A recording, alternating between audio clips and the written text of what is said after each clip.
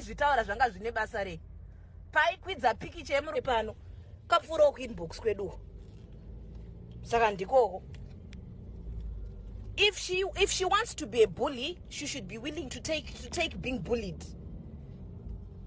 Wazvona sekutaura kwaaita wangu murume ininika sekumtaura kwaanomita everyday agotuka Titan kuti Titan akanigrina akarorwa na Olinda. Isusu kana takutaura murume wake ina ndambobvira ndataura murume wake bosi ndainyarara.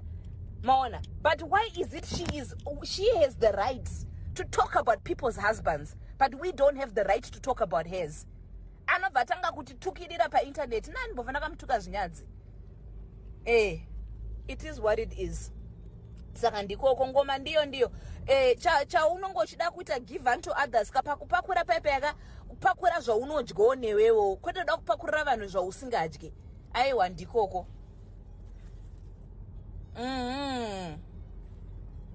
Hanzi vakafura nekwamabridge ofuti ndini here ndiri kuzvitaura izvozvo.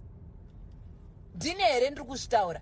Vamwe tinokwanisa kuburitsa marriage certificate edu. How come ivo havana kana musi 1 wavakamboburitsa marriage certificate?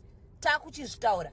Ende zveshuwa pafeya ka wangu muchato tikubhadhara cash mwangu ngosiri cooperation hauzi cooperation. Andirambodaidza ma-service provider Jen ngakaita kunyora mapikicha kuti Jen tichitadza kutoona mafesi evachati. Ndakuzvitaura nhasi boss anoda kundijairira too much.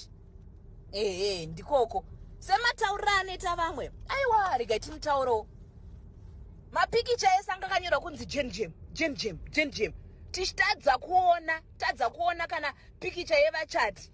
Jen yakazadza maziningiri malebo. Because the cooperation. Isa hatina kana sutu 1 yatakahaya hatina kana sutu